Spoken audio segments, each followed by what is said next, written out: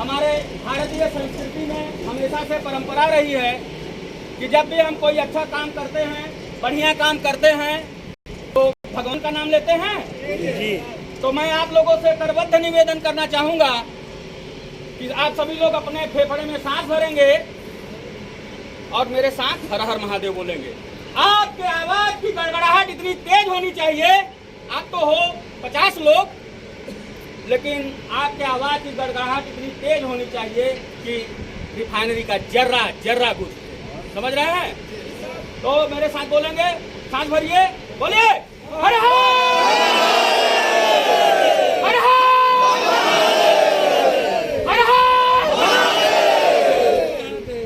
जगत जननी माँ वसुंधरा के माथे की विद्या के रूप में सुशोभित भारत माता की इस पावन सरजमी पर विद्यमान वीरों, महापुरुषों तथा राष्ट्रभक्तों की धरती बिहार के आंचल में अवस्थित हमारे देश का गौरव IOCL बरौनी रिफाइनरी के प्रांगण में कार्यान्वित इसजेट हैवी इंजीनियरिंग लिमिटेड के प्रांगण में संपूर्ण भारतवर्ष में मनाए जा रहे 91वें सुरक्षा दिवस के उपलक्ष्य में आयोजित इस व्यापक सुरक्षा कार्यक्रम की गरिमा में सकारात्मक संवर्धन हेतु हिंदुस्तान के कोने कोने से आए हमारे आदरणीय वरिष्ठ अधिकारीगण, आदरणीय श्री हेमंत मिश्रा सर, आदरणीय साहेब अली साहब, आदरणीय संजय साहब, एवं सबसे अंत में राष्ट्र के विकास की रीढ़ की हड्डी कही जाने वाले मेरे देश के कर्णधार, हिंदुस्तान के विकास के मूलाधार, इज्जत की शान, इज्जत की जान, इज्जत की पहचान, मेरे देश की युवा शक्ति, मेरे प्यारे जाबाज साथी अभियंतागण एवं मित्रों, मैं एसके सिंह इस मंच के माध्यम से समग्र टोयो इज्जत परिवार की तरफ से आप सभी उपस्थित महानुभावों का हार्दिक अभिनंदन करता हूं, वंदन करता हूं। दोस्तों, आजादी के बाद हमारा देश भारत धीरे धीरे औद्योगिक विकास की तरफ अग्रसित हो रहा था। परिणाम स्वरूप उद्योग जगत में होने वाली दुर्घटनाओं में भी उत्तरोत्तर वृद्धि होती जा रही थी। दुर्घटनाओं के कारण उस समय जो सरकार में हमारे हुक्मरान थे, उन लोगों के सामने एक चिंता का विषय बना। इस चिंता का निवारण करने हेतु तत्कालीन मानव एवं संसाधन मंत्री माननीय श्री जगजीवन राम जी ने पहली बार सन 1965 में राष्ट्रीय सुरक्षा परिषद के गठन का भारत सरकार के सामने प्रस्ताव रखा। फिर तत्पश्चात चंद दिनों बाद 4 मार्च सन 1966 को तत्कालीन राष्ट्रपति डॉक्टर सर्वपल्ली राधाकृष्णन के द्वारा 4 मार्च सन 1966 को राष्ट्रीय सुरक्षा परिषद की प्रतिस्थापना की गई। और प्रतिस्थापना के बाद भी देश सोया रहा।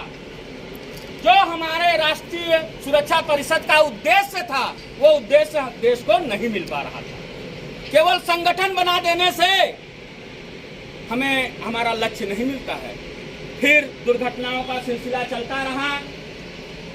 बाद में 4 मार्च 5-6 साल बाद देश फिर से जागा और 4 मार्च सन 1972 को संपूर्ण भारतवर्ष में राष्ट्रीय सुरक्षा दिवस, राष्ट्रीय सुरक्षा सप्ताह, राष्ट्रीय सुरक्षा मंथ व्यापक रूप से मनाया गया।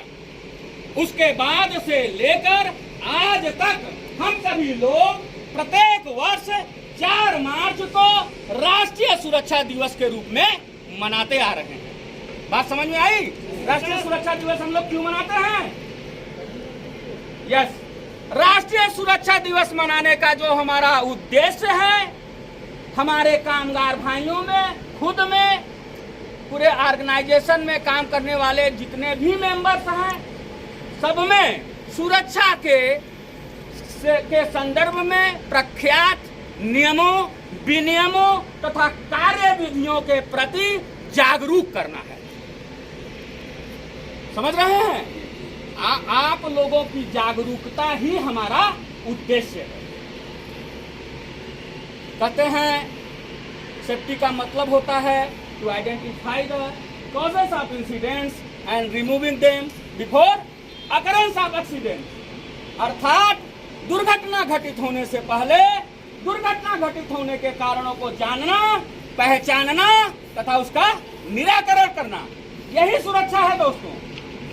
और सुरक्षा के संदर्भ में विभिन्न प्रकार के नियमों, विनियमों तथा कार्य विधियों का प्राविधान रखा गया है।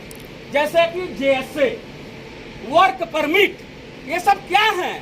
ये सब आपके सुरक्षा के संदर्भ में तैयार किए गए वो दस्तावेज हैं जो आपकी सुरक्षा को इंश्योर करते हैं, सुनिश्चित करते हैं कि नहीं, सही में आप सुरक्षित हो। हमारे सुरक्षा विभाग के अधिकारीगण अच्छी तरह से जानते हैं कि जेएसए क्या होता है। जेएसए का कोई मतलब जानता है? जेएसए का मतलब होता है जॉब सेफ्टी एनालिसिस, कार्य सुरक्षा विश्लेषण। समझ रहे हो? अगर और इसमें होता क्या है, इसमें मुख्य रूप से 3 बातों पर ध्यान दिया जाता है। काम क्या है, उस काम में कितने लोग इन्वॉल्व हैं, उस काम को करने में खतरा क्या है, और उस खतरे से निपटने के लिए आपने क्या सुरक्षा उपाय किया हुआ है। अगर ये तीनों काम आपने कर लिया तो यह इंश्योर हो जाता है कि आप 100% सुरक्षित हो। मानते हो इस बात को? कहते हैं shift your paradigm, the world will shift your paradigm, the world will be change. नजरिया बदलो, दुनिया बदल जाएगी। दोस्तों, सुरक्षा के प्रति हम सभी लोगों को अपना नजरिया बदलने की आवश्यकता है, अपना दृष्टिकोण बदलने की आवश्यकता है, अपना सोच बदलने की आवश्यकता है, अपने विचार बदलने की आवश्यकता है। और जिस दिन हम सभी लोग अपने विचारों को सही रूप में सकारात्मक दिशा प्रदान कर पाए तो इसमें कोई संदेह नहीं कि जो हमारा शून्य दुर्घटना का उद्देश्य है वो हम न प्राप्त कर सकते। लेकिन कहते हैं excellency is not the function of skill, is the function of attitude. जो बहुत बढ़िया, अगर आपको बनना, आप 1 नंबर के वेल्डर हो, आप 1 नंबर के ग्राइंडर हो, बढ़िया ग्राइंडिंग करते हो, बढ़िया वेल्डिंग करते हो, लेकिन अनसेफ कंडीशन में भी काम करने का शौक है, तो आपको बढ़िया कहा जा सकता है? आपका एटीट्यूड खराब है, स्किल बहुत बढ़िया है, लेकिन आपको अवार्ड नहीं मिलेगा। समझ रहे हो? तो एटीट्यूड को बेहतर रखना ही पड़ेगा। कहते हैं character of a human body speak so loudly what he से आई कांट हियर। आदमी का चरित्र इतनी तेज बोलता है ना कि वो क्या बोलता है हमें सुनाई नहीं देता। आपके कार्य करने का तरीका आपकी पहचान बननी चाहिए। आप अगर कहीं काम कर रहे हो तो आपके तरीके को देख करके बाहर का आदमी यह कह सके, लगता है